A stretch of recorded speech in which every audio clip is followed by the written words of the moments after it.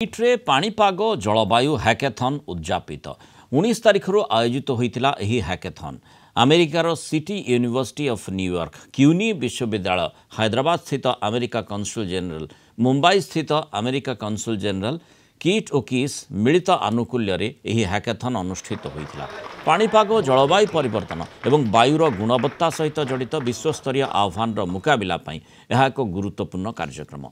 क्यूनी विश्वविद्यालय छात्र छात्री अध्यापकों समेत गोवा महाराष्ट्र छत्तीसगढ़ मध्यप्रदेश तेलंगाना ओडिशा आंध्र प्रदेश गुजरात आदि भारतर 16टी राज्यर विभिन्न विश्वविद्यालय छात्र छात्री और गवेषक एथिरे जोग देइथिले। अंशग्रहणकारी माने स्थानीय जलवायु और वायुर मान को नहीं जनसचेतनता और लोक मैंने जेभली बुझीपारे से उद्देश्य उपकरण और ऐप तैयारी कार्यक्रम करथिले। अमेरिका वैदेशिक विभाग और राष्ट्रीय विज्ञान फाउंडेशन एनएसएफ अनुसंधान अनुदान रे स्थापित 22टी पाणीपाग जलवायु नेटवर्क केन्द्ररू सेमाने तथ्य विनियोग करथिले। एही प्रयास जलवायु परिवर्तन विरोध में विश्वस्तरीय पदक्षेप गुड़िकर योगदान करिबो बोली आशा करा जाउछि। प्रतियोगी मानकु हैकेथन अवसर में पाणीपाग जलवायु वायुर मान उन्नति उत्ताप तरंग आदि 5टी प्रमुख क्षेत्र उपर ध्यान देबाकू कहा जायतिला।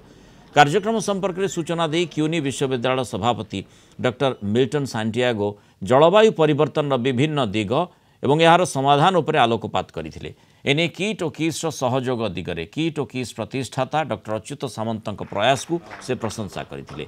क्यूनी विश्वविद्यालय प्रोफेसर पीटर ग्रॉफमैन भविष्यत पई जलवायुर सुरक्षा और चरम स्थिति पई किभली प्रस्तुत हेबाकू पड़िबो ता उपर आलोचना करथिले। प्रतिष्ठाता डॉक्टर अच्युत सामंत एभली कार्यक्रम प्रशंसा करने सह किट रे विभिन्न समय बहु जातीय और अंतर्जातीय स्तर सम्मेलन आयोजित होता है बोली कहिथिले।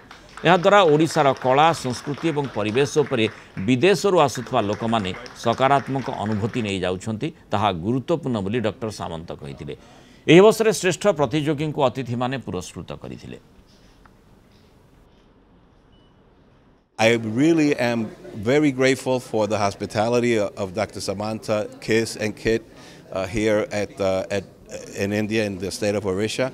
And I think that these types of events serve to establish better bonds between our two countries and as well as between our students. भारतवर्षर लब्ध प्रतिष्ठित 20 ରୁ 25 यूनिवर्सिटी पिला माने पार्टिसिपेट करथिले। ता छडा US Kansal general office Hyderabad एवं बॉम्बे एतरे सहभागिता थिले। किट को ऑर्गेनाइज करथिले एवं अमेरिकार क्यूनी यूनिवर्सिटी प्रेसिडेंट एवं ताको प्रोफेसर माने एवं सबुठु बड़ साइंटिस्ट एही विभागर अमेरिकार प्रोफेसर पीटर ग्रॉफमैन ये समस्त जोग देइथिले। ओडिशार कला संस्कृति साहित्य शिक्षा एवं ओडिशा केते भल राज्य से अनुभूति नहीं एमान जो जाउचंती भारतर विभिन्न अणकण को एवं पृथ्वीर विभिन्न देश को सेटा ही होची किट किस एक महान कार्यक्रम सदाळे करि आसुची आगामी दिन में करि आसुतबो।